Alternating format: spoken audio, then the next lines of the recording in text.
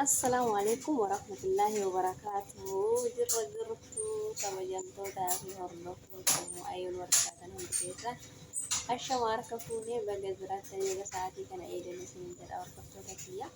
Alhamdulillah rabbi guddaatiin anis har'aas deebi'ee dhufee jira.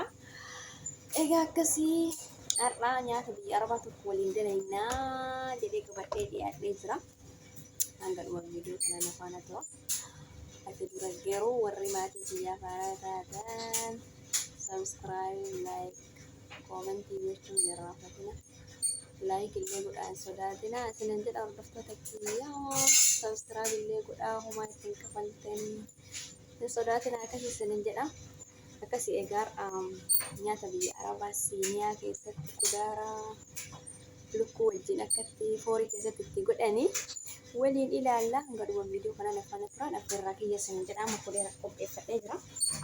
Bifa kanaan kudaara qopheeffadhee dinnichaa of keessaa qaba, shunkurtii qaba, ciradhee jira. Qaaraa qaba. Qaaraa gurguddaa san jechuudha. Hoffaasanii isa qaba. Innaa kuusaa jedhanii isa kanallee hin beekan jedhee yaada warra mana arabaa keessa dalaydanii akkamitti akka hojjennu mana keenyatti har'a waliin laalla. Bisaan biraa nyaattanii koottaa isiniin jedha. Egaa akkasii isinitti mul'ataa jedhee yaada. Kaameramaan hin qabnu. Akkasitti qopheeffadhee jira ciradhee. Kun immoo lukkuudha. Lukkuullee bifa kanaan dhiqadhee jira. Garuu jiltii isii irraan fuudhanii gubbarratti waan isin magaalatti irraan fuudhanii jechuudhaan ittiin hin jaalattu. Inni akkasii dhiqadhee qopheeffadhee jira. Gubbarra kaayadha jechuudha.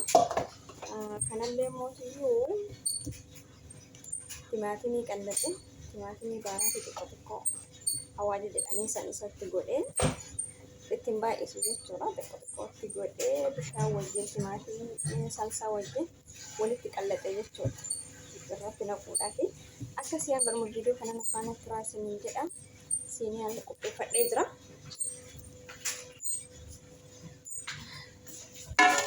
Egaa siiniyaa kana keessatti guurrannaa itti naqa jechuudha.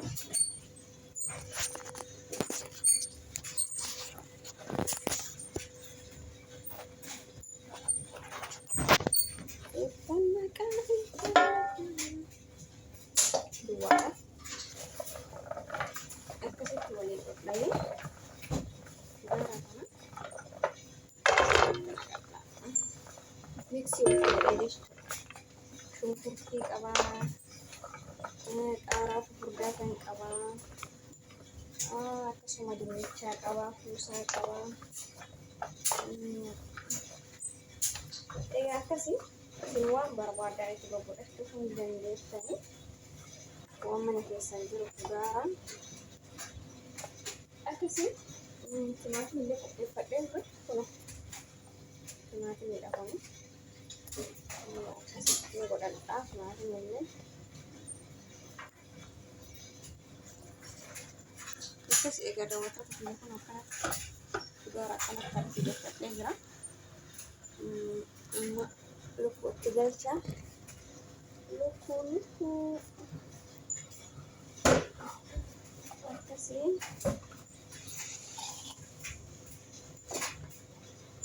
soolii kana lafa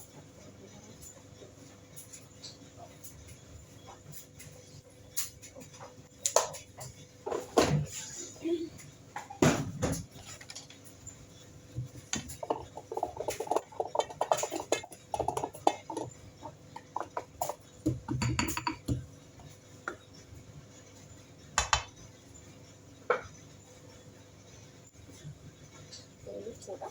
Lukkuu kana garuu xiqqoo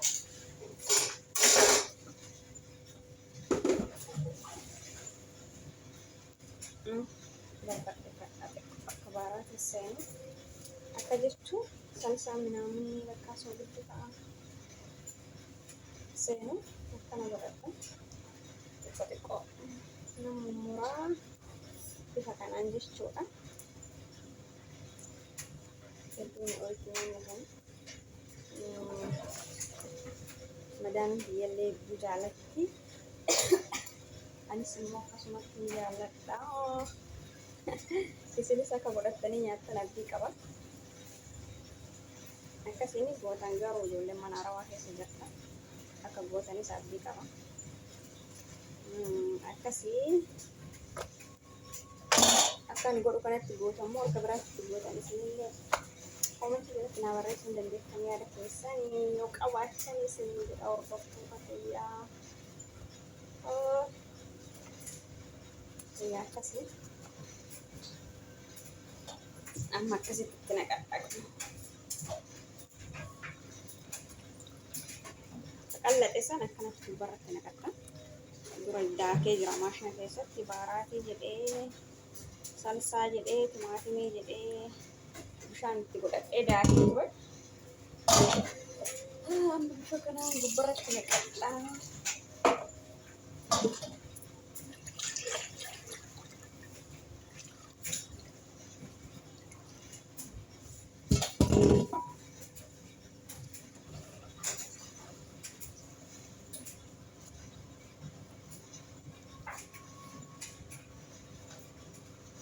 Jadi akkas fakkaattii yeroo lafti godhamee lukkuu irratti xiqqoo godhama.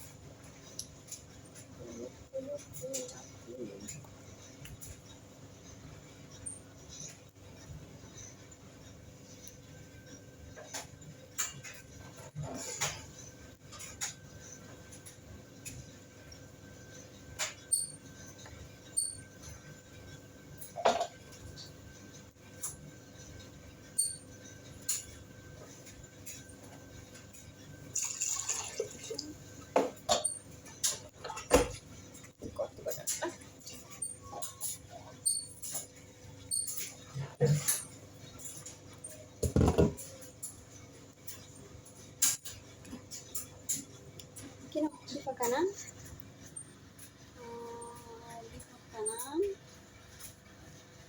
jirtanii bifa kanaan itti godhadhee jira.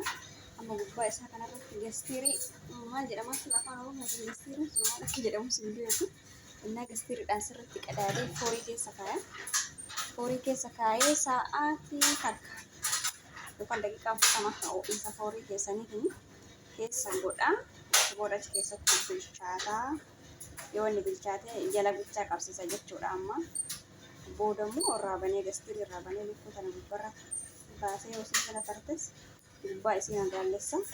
Akkasiin isin jedhaa hordoftoota biyya bifa kanaan godhattanii nyaachuu hin dandeettanii warri dura godhataa jirtan immoo haala kanaan gootammoo haala biraatiin gootan isin jedhaa. Hedduu namatti tolaa. Sigaarras keessa bilchaatu hedduutis nama jedha. Akkas isinin jedhata. Amma gastirii itti godhadha. Nafaan akka gastirii itti qadaadatti fidadha.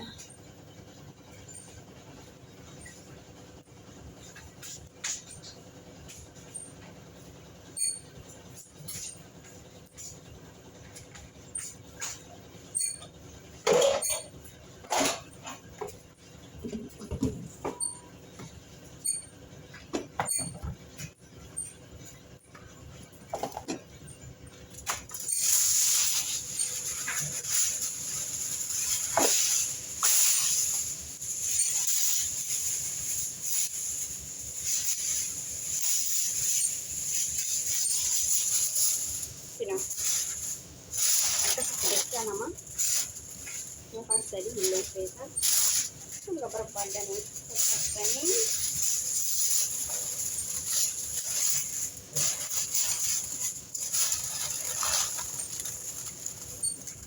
sirriitti tuquu qabdan garuu akka afurri hin baane jechuudha. Afurri hin baane akka sirriitti bilchaatu lukkuu natti keessatti akkanatti hojjetan.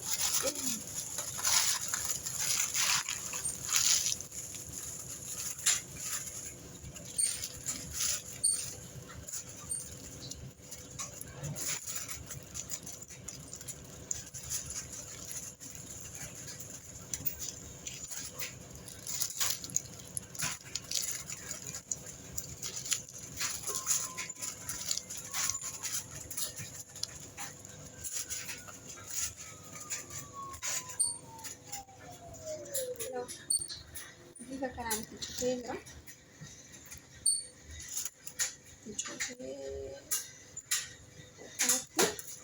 Sirriidha. Sirriitti tokko qabdan garuu akka afuurri hin baane akka affanamtee bilchaattu jechuudha. Akkasii amma foorii keessa kaa'uuf hin deema. Fooriin kiyya kun oo'ee jira. Dura shaqaladhee oo'ee jira. Akkasii egaa hordoftoota kiyyaa kina foorii keessa godhamaa jira. Alas sa'aatii tokko kennee jira. Sa'a tokko booda banii ilaalee bitti gubbatti baasee gubbarra qabsiisa. Amma garuu jalacha qabsiisa. Jalli qofti haa bilchaatu yaani hin bilchaatan. Akkasii sin jedha.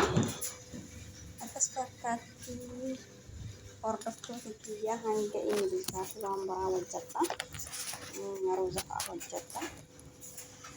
Egaa akkasii sin jedha. Yoo isinitti tole koomentii jalatti naaf barreessaa. Laayikii godhaa. Laayikiin sodaatinaani.